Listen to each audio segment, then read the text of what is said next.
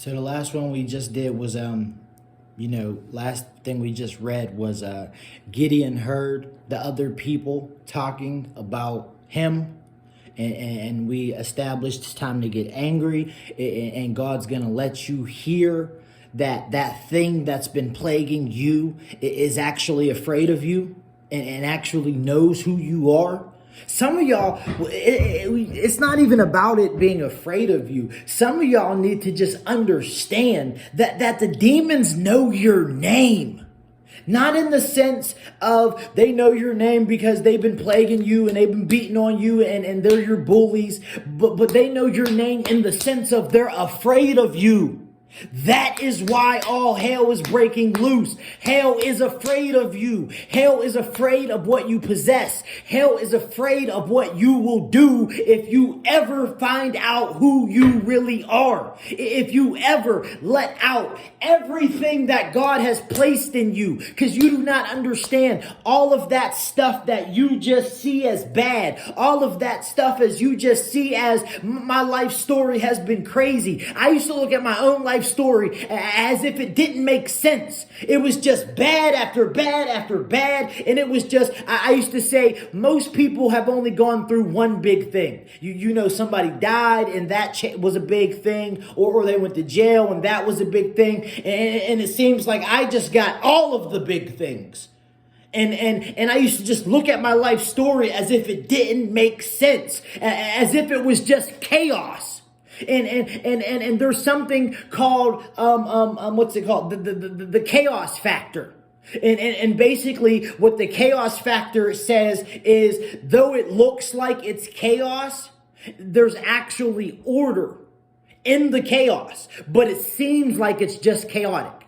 And some of you need to understand that your life story, it's the chaos factor, where if you just look at it from within it just looks like doesn't make sense. This person died. This person broke my heart. This person touched me. That person got raped. This thing happened. This addiction happened. This loss happened. The kid's doing this. My mom did this. My uncle did that. And it just, when you're within it, it just looks like chaos. But if you would just take a step back and get a broader view. Thank you, Holy Spirit. And get a bigger picture outlook, you would see that this is not chaos at all. This is not just random acts of violence. This is not just random acts whatsoever. But there's a pattern to it. And if you look in your life and you see all of those bad things, you will also, if you look at the bigger picture, that bad thing, even though the devil was placing seeds of trauma and seeds of pain and seeds of fear and seeds of distrust, God, who has more powerful seeds than the devil, was placing something in you there too. And we need to start understanding it was good for me that I was afflicted. We need to start understanding that what the devil meant for evil, God has worked for my good. Joseph's brothers threw him in a pit. And from that pit, it began a series of bad events. But the bad events ended with him being ruler over Egypt, second in command. And those same brothers who threw him in the pit had to come to him for what they needed to survive and to live. And I'm here to tell you that what seems like pits in your life, God placed greatness inside of you while you were down in the pit. And it's only a matter of time, and a matter of anger, and a matter of strength, and a matter of perception. And until you climb out of your last pit, never to go into a pit again.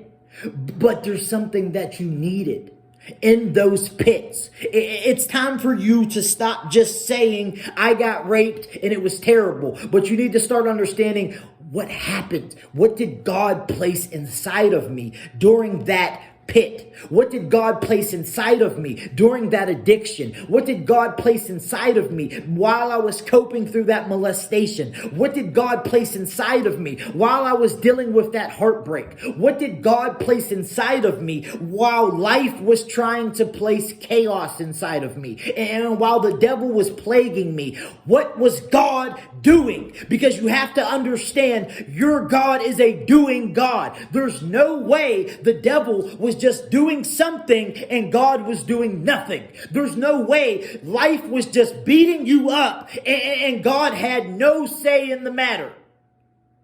The only thing is, the devil has shut you up. Literally. Some of y'all need to start opening your mouths. Stop being so quiet. Stop sucking it all in. Stop. Find your voice. Because if you find your voice, then you will also find the person who gave you that voice. You will find what God placed inside of your voice, inside of your spirit. You will find the seeds of greatness. I used to just think that name Seed was chaos. It was my bad side. And that's what other people made me think. Girls would tell me stuff like, I'm dating Marcus, not Seed. And maybe people have said things to you that you internalized. And there was a long time in my life where I would say, Marcus is the good guy and Seed is the bad guy. And in the past year, God has been speaking to me saying, even that name, Seed, was me. And it blew my mind when he began to show me, Marcus, you are my seed. Marcus, I planted you. Marcus, I planted inside of you things. Marcus, you were planted to grow. Marcus, you're the rose that grew from concrete. Marcus, you're the seed blessed of the Lord, a planting of the Lord. Like, there's all types of verses in the Bible around that word seed and planting and everything else. And God began to blow my mind over this little small word like a nickname. And yet he showed me within the nickname that nickname wasn't from the person who gave it to me. It wasn't what my exes said it meant, but it was what God was doing. And the minute that I began to see it as what God was doing, everything that other people placed inside of me, everything that was bad connected to that name fell off. And I'm using that small thing like this nickname to show you that God did that. And then he said, now, Marcus, if you can understand that with your nickname, then understand that is your entire life. And your entire life under that microscope is why I gave you the nickname Seed. Some of you need to start asking God, show me the bigger picture. Lord, show me. I know what life is trying to tell me I am, but who do you say I am? Lord, I know what my therapist said that my parents placed inside of me, but what did you, my Almighty Father, place inside of me, even in spite of bad parents? Lord, what did you place inside of me during that addiction? What did I learn from the pit? Because if you only take greatness out of your great moments, if you're only being made well during seasons of health, if you're only being made better during the best of times, then half of your life counts for nothing. And 60% of your life is just all bad. So what I'm trying to tell you is, if God cannot be the God of the pit, if God cannot work during unhealthy times, if God cannot perform and perfect something inside of you during the bad times, then it's limited what God really can do, and it's limited who you really are. Because let's be real, blessed or not, all of us have had at least a 40% bad life. So if God is only the God of the good, then he's only the God of 60% of your life. And that means he's only been your God for 60% of your life. But if you can see the bigger picture and understand that not only is God God of the pit, which means even when I was sick, even when I was addicted, even when I was bad, even when I wasn't thinking about God, God was still doing something for me. God was still being God before I was calling him God. Thank you, Holy Spirit. God was still being your God before you were acknowledging him as your God, which means that during that time as an unbeliever, God was still placing things inside of you, which means during that time in that rehab, God was still working something inside of you. During that time, whenever you was just for the streets sleeping with everybody, God was still teaching you something about self-love inside of you. And if you would just step back and ask God to show you the bigger picture, ask God to show you his fingerprint, ask God to show you, okay, God, I know what life gave me, but what did you give me? Okay, God, I know what pain taught me, but what did you teach me within the pain? And not only that, but if you would just see the bigger picture of even Satan, the devil, our enemy, has to do what God says. And God even uses Satan, because if your life only consists of what God has done is in one area and what the devil has done in another, then once again, your life, you're not fully whole. Because a lot of the times the devil was doing something. We've gone through whole seasons, whole years of our life where the devil was the one orchestrating everything. So what I'm trying to tell you is if the devil was the chief orchestrator and there was never a God who can use even the devil's orchestrations, then yes, a lot of your life is just bad. But if you could understand that even when it seemed like the devil was orchestrating things, that God was still orchestrating the bigger picture, and though the devil was making it rain, God was still shining his sun through the rain. And though only all you felt was rain in the natural, there was something growing inside of you in the spiritual. Meaning, in other words, if that time that I in my own sin brought myself to jail, if God couldn't do nothing with that time, then I wouldn't be preaching on this camera right now. But because God can even use the things that I did of my own sinful desires and the things that I brought myself, yet God was able to still use what I did for evil and turn it for my good. That's what I'm trying to show you. Because so many times we just look at our life and we only see the evil. And that's why whenever God comes telling you that it's time to cross over, but it's going to take some fight, you ain't got no fight left in you. Because you are still thinking that the devil is winning. You are still thinking that the devil has your stuff. I'm here to tell you that the devil don't have your stuff. God has your stuff. And if God has it, then it's nothing for you to get it. It's nothing for you to strengthen yourself for the fight. You have to understand that it's all fixed. And if you would just fix your eyes on Jesus and stop looking at your pain in the natural, stop looking at your situations in the natural. Because if you're looking in the natural, if I'm looking at my life in the natural, all I'm going to see is I don't got that much food in my cupboard. My heat's not really working in my house and my phone's off and this and it's just all bad. But if I see that, yes, all of that stuff is still true, but what it means in the spiritual is that it's time to level up. What it means in the spiritual is it's time to fight. What it means in the spiritual, the devil knows who I am and the devil knows I'm close. When all hell breaks loose like that, especially like I said, when it's something that you did everything right and then stuff still went wrong, that is a clear sign that you are close to something that the devil don't want you close to. And that's usually why all hell breaks loose. Because all hell breaks loose to stop you from getting heaven on earth. But if you would just start seeing all hell breaking loose for, I'm close to heaven on earth. Because when you realize you're close, there's no point turning around. Now, if you don't understand how close you are, you're going to let all hell breaking loose mean that this was the wrong way. Let me turn around. Or you're going to let all hell breaking loose mean that, oh, I did something wrong, or I'm not supposed to get it. But when you start seeing that all hell is breaking loose, not because they're trying to stop me, but they're trying to distract me from what they can't stop. You have to understand, hell can't stop you because hell doesn't have your stuff.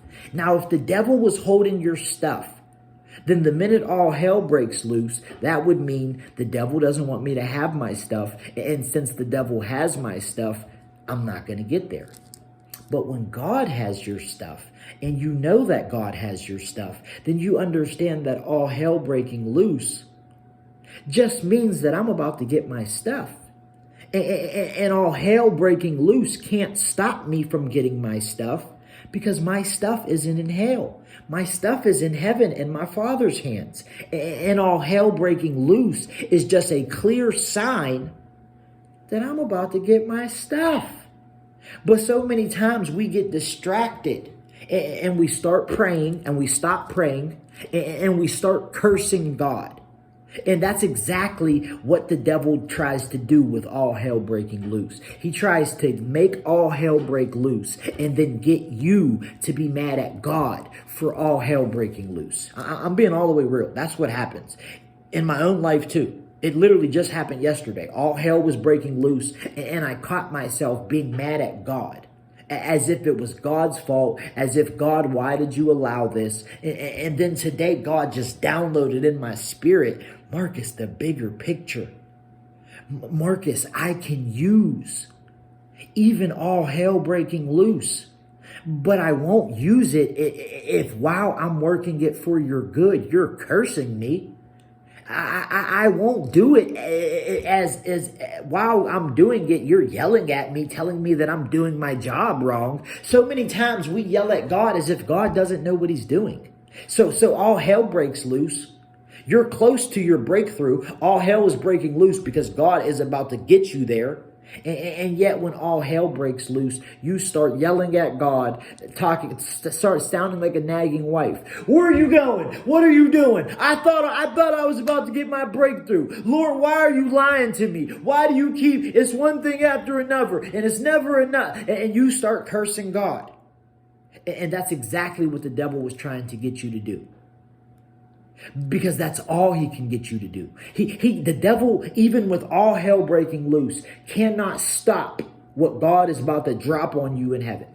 But what he can do is get you down in earth in a heart posture where you're no longer looking to receive something from heaven. So see the picture here. God's about to drop it on you up in heaven. You're getting close, and at this point, God's going to drop it. But when you get to almost to that point, all hell down here breaks loose on earth. Meaning stuff starts happening, stuff starts going wrong, money goes down, relationships get crazy, something breaks in the house, car breaks down, like all hell breaks loose. Baby dad started acting crazy, baby mom started to act like everything goes bad. But that going bad, if you would just still keep looking at heaven, you would see, though the floods rage against me, though hell is running at me, my God in heaven is still dropping it on me. And all I got to do is be angry enough and strong enough to keep praying and fighting my way through hell. Because when I get to that set place, he's going to drop it on me. And if you would have that mindset of, though all hell is breaking loose, hell's not going to kill me. Hell might take some of my stuff, might beat me up some, but as long as my feet keep moving, I'll walk with bruises, I'll walk with a black eye, I'll walk with missing teeth, and I'm going to just keep walking because hell can't stop me from walking. It can hit me while I'm walking, but it can't stop me. And all I got to do is walk through this little bit of hell, and then I get to the exact due time where God drops it on me. And that's what's happening in a lot of your lives. All hell is breaking loose. And if you would just keep walking with your glasses broken, keep walking with your missing teeth, keep walking with addictions, keep like whatever's going on around you. Your brother relapsed, your mom snapping, your sister ain't talking to you, your job quit, fired you, your money going down, the rent due, and just keep walking. Because it's all just hell breaking loose with distractions that really, once you get to the place that God drops this next blessing on you, ain't none of that stuff gonna matter. I'll buy a new house. I'll get a new wife. I'll get some new teeth. Seriously, I'm living proof. I'll get some new teeth. Just keep walking. And yet, this is what happens on the flip side. You're walking, you're about to get to your breakthrough. If at this exact point, God's going to drop it on you. All hell starts breaking loose. You see all hell. You take your eyes off of Jesus. You start looking at all hell. You start seeing, oh, my brother relapsed. My mom snapping. My sister ain't talking to me. The job acting crazy. My rent due. I lost my money. My kid acting crazy. My baby dad snapping. And you take your eyes off of Jesus, off of your breakthrough. You're no longer asking for it. You're no longer sitting with a heart expecting for God to do something good. All hell keeps breaking loose. And instead of walking, now you're defending yourself against hell, and you're trying to put out this fire, and you're trying to put out that fire, and you're over here and you're on the phone with these people waiting to find out if you can get this assistance, and you're finding out if there's another stimulus check coming, and you're doing all this stuff trying to fix all of this stuff that's broken instead of walking. You're not spending your prayer time. You're not reading your Bible. You're not expecting God. You're not waking up thanking God, knowing that it's only a matter of time before your breakthrough comes. You're not speaking life. Instead, you're so busy on the phone with this lady and trying to get this assistance and finding out if you can get back on food stamps and trying to text your baby mom and trying to text your baby dad and talking to your friends, complaining about how your sister ain't talking to you, and you posting on Facebook. You trying to find a meme that fits your bitterness, trying to find a meme and a post that fits your pettiness, and you stop walking. And the breakthrough place is still the breakthrough place. And now you're stuck 4 days from the breakthrough place. But instead of walking those 4 days, you spent them 4 days posting pettiness, texting, arguing with this one, gossiping about this situation, in the EBT line over here, at the DMV over there, and you stop walking.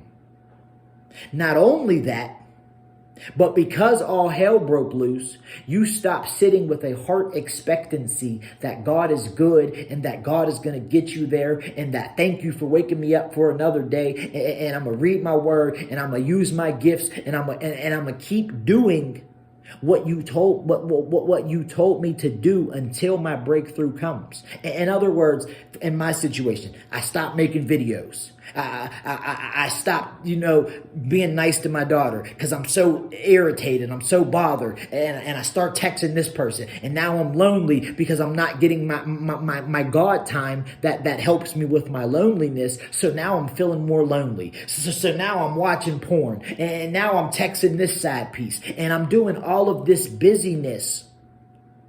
And I stopped walking forward. And I stopped doing what was going to bring me the breakthrough in the first place. Because until God does the next thing, your job is to sit in faith, sit in humbleness, and keep doing the last thing that he told you to do. So if he told you to serve, keep serving. If he told you to volunteer, keep volunteering. If he told you to preach, keep preaching. I don't care who's watching, Marcus, keep preaching. I don't care if there ain't no views, keep preaching. I don't care if your heat gets shut off, keep preaching. I don't care if you're hungry, keep preaching. Because that's the posture that I need you in for me to drop this next blessing on you. Because I need you in the right heart posture. Because this blessing's about to be so big, if I drop it on you, I can't have no room for pride. I can't have no room for lust. I can't have no room for pettiness. And that's why you have to remain in that heart posture that got you this far anyway. But when all hell breaks loose, you lose that heart posture. Because all hell was breaking loose. You stop praying. You stop serving in whatever area God told you to serve. You stop going to work and being faithful on your job. You complaining. You taking early lunch breaks. You lose the position that you've been in this far. In other words, you grow weary with well-doing. And that's a verse in the Bible. It says, do not grow weary with well-doing, for in due season you shall reap if you faint not. In other words, you got so weary that you fainted. And you stop praying that same way. And you stop spending your little Bible time. And you stop being present with your kids. And you stop serving your boss as if it's God. And now you're cutting corners at work. And your whole heart posture changes. And you have to have the right. The key is, if you get to the due season with the right heart posture, it drops. And now you're 4 days away with the wrong heart posture. Not only that, but you're no longer walking because you're so busy putting out fires.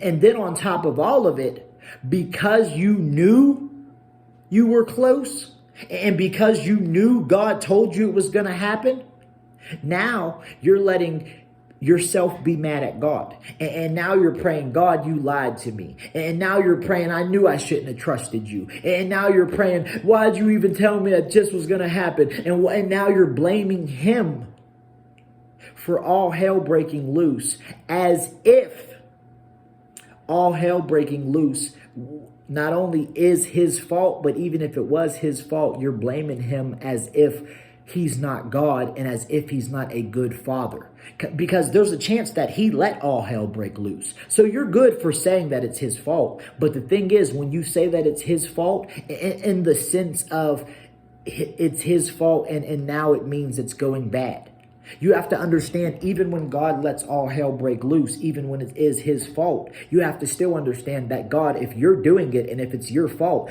that means it's working together for good. So when you come at God and you blame him and you say, God, this is your fault, and you say that nothing good can come out of this, and you say that God's not doing you good, and you say that God lied to you, you're kind of canceling what was about to bring you the breakthrough in the first place. And that's exactly what hell had in mind when all hell broke loose.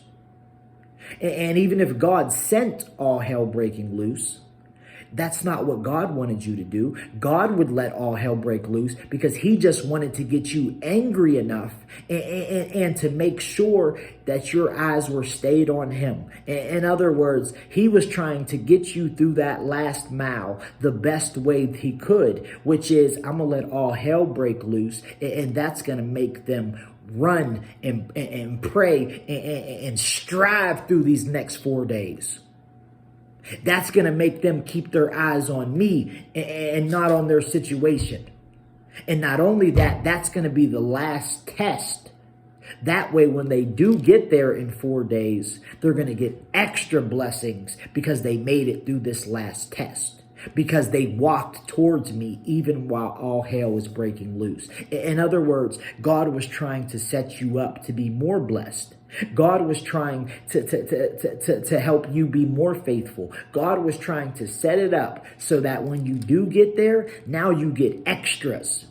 Because not only were you walking towards me with the right heart, not only were you praying, not only were you still remaining faithful and not growing weary in well-doing, not only were you still striving to do what I told you to do last, but you were doing all of that even while all hell was breaking loose. And you still didn't curse my name. And you still kept your eyes on me. And you still kept walking towards me. Therefore, when I drop it on you, I'm going to drop some extras. And yet what God was trying to do to get your fight and to get you some extras, you let what God was trying to do stay on the level of what the devil was trying to do. Because you didn't look no further up. You stayed only on this level.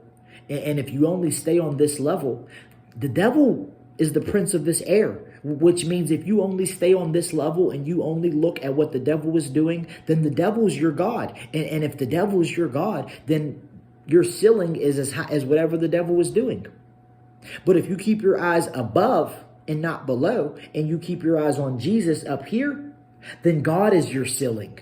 And if God is your ceiling, there are no limits to what God can do. And if God is your ceiling, then even all hell breaking loose. I don't even know it. I don't understand it. I don't like it, but I know it's working for my good. And I know that it's not above my God. And I know that my God is in control. And I know enough about my God to know that he loves me and that he's only doing good things for me. So even as all hell breaks loose, I'm going to just keep my eyes on Jesus, and I'm going to just keep walking. I'm going to keep walking with broken glasses. I'm going to keep walking with missing teeth. I'm going to keep walking no matter what's going on in my family. I'm going to keep walking as haters laugh at me. I'm going to keep walking as people bother me with fake pages. I'm going to keep walking as my money goes down. I'm going to keep walking, keep serving, keep doing what God told me to do, because it's only a matter of time. And I know that he said that my breakthrough is coming. And if I can just keep walking, I will get there. And I have to make sure my heart stays the right way, because I refuse to make it this far and then let the devil into my heart.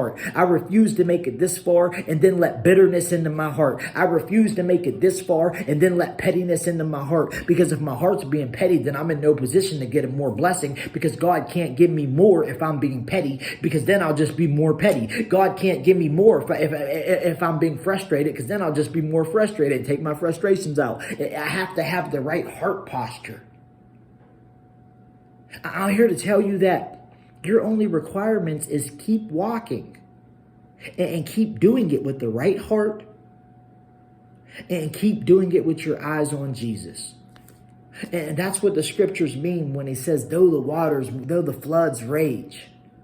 And that's what they mean when he says, if I make my bed in hell, he'll be with me.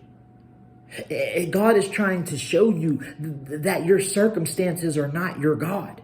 That means he is still God in spite of your circumstances. And if you look on your circumstances, then your circumstances are in charge. But if you look on God, then God is still in charge, and he is still above my circumstances. And you have to know enough about your Father to know that all things, not just good things, not just holy things, not just things I do right, but even all things, meaning even all hell breaking loose, is working together for my good. And if I can just keep the right heart posture, and even if I got to go an inch a day, if I just keep on keeping on with the right heart posture, it's only a matter of time.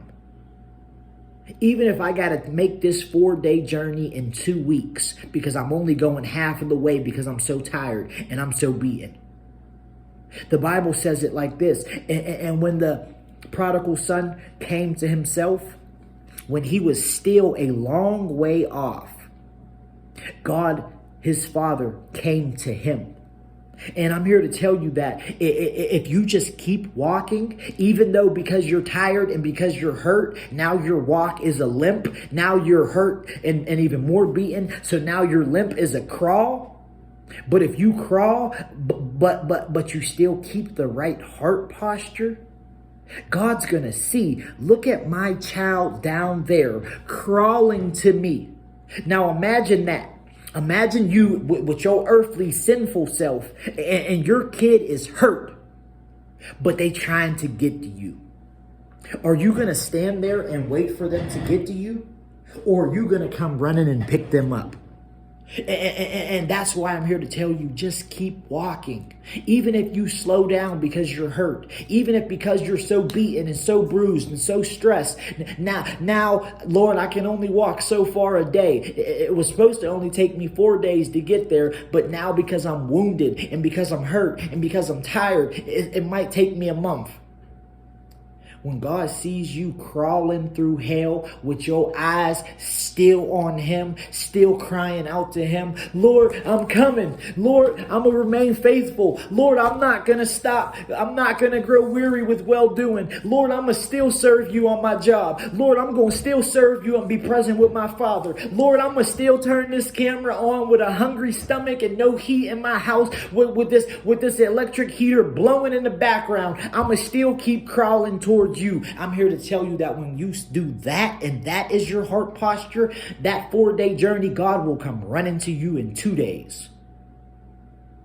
And once again, Now, because all hell broke loose, and because all hell broke loose, that 4-day journey, now, because all hell broke loose and beat you up and you had to crawl with your eyes still stayed on him, now that 4-day journey done turned into 2 days because you were going so slow and you were so beaten and so bruised, but you kept your eyes on him and you kept praying and you kept serving and you was just crawling your way to your breakthrough. Now that 4-day journey turned into 2 days because the devil, because of all hell breaking loose. Now, when you look at it like that, don't you think? And that's how you can say it was good for me that I was afflicted. That's how you can say it was good that all hell broke loose, because all hell broken loose and beating me up the way that they did and had me go from walking in faith to crawling in faith. Now my Father came to me and he came faster than what I would have got there if I was walking. And I'm here to tell you that that is why you need to start being thankful, even for the bad. That is why you need to remain faithful and keep your eyes on him, even as all hell is breaking loose. Because for all you know, God let all hell break loose just to turn a 4-day journey into a 2-day journey. God bless you.